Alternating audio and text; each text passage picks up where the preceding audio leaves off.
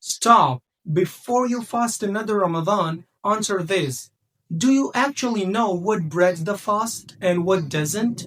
Or are you just guessing every year? Some of you panic over lipstick, some of you argue over injections, but you do not even know the difference between small violation and a major crime in fasting. Today, we fix that. No emotion, no culture, just fiqh. If you haven't watched our previous lesson, we already explained that what fasting really is, when it legally begins, and how intention really works even before Ramadan. This discussion is built on that foundation because before you ask what breaks the fast, you must know what fast truly is. Let's start with something people constantly misunderstand. If a fasting person eats, drinks, or has relation forgetfully, his fast does not break.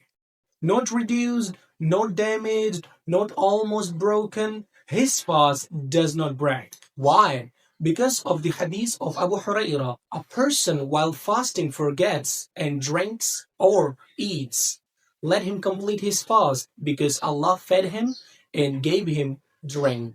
But pause, there is an important restriction mentioned in the footnotes. If someone eats before even making the intention of fasting, forgetting that he didn't make the intention yet, and later on he says, okay, I intend to fast, the fast is not valid. Why? Because the intention must be there before the act. You cannot prepare fasting retroactively. That detail matters. Now, more things that do not break the fast. If someone sleeps and has a wet dream, if he looks at his wife and ejaculation happens without physical contact.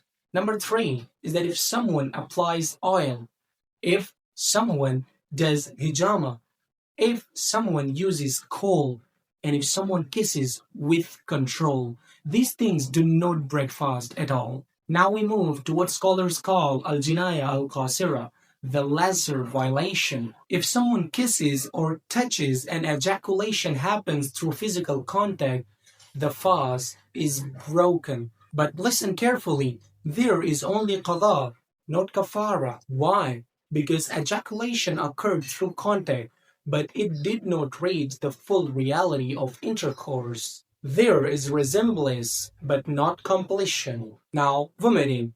If vomiting overtakes you, meaning it overwhelms you and comes out on its own, the fast is valid. But if you deliberately induce vomiting and it fills the mouth, the qadha is required, not kafara, only qadha. Another example, if someone swallows a stone, iron, or a seed whole, the fast is break and the qadha is required. Why? Because something entered the stomach deliberately. Notice that principle. What enters the body intentionally breaks it. But still, there is qadha only. Why only qadha, not kafara?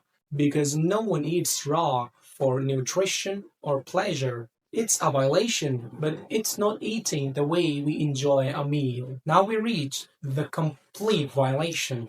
If someone deliberately has intercourse in either passage in Ramadan while fasting, or deliberately eats or drinks, the fast is broken.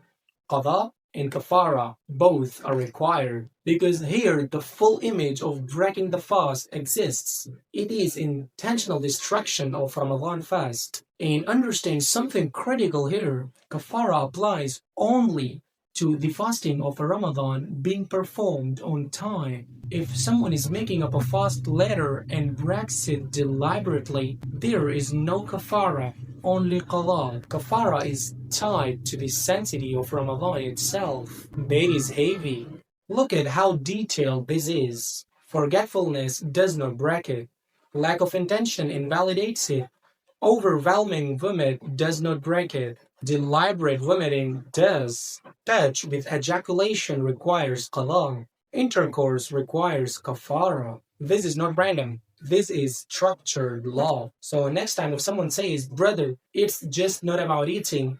No, it is about knowledge. Ramadan is not culture. It is accountability. If you are fasting without understanding this, you are fasting blindly. Learn, before you stand in front of Allah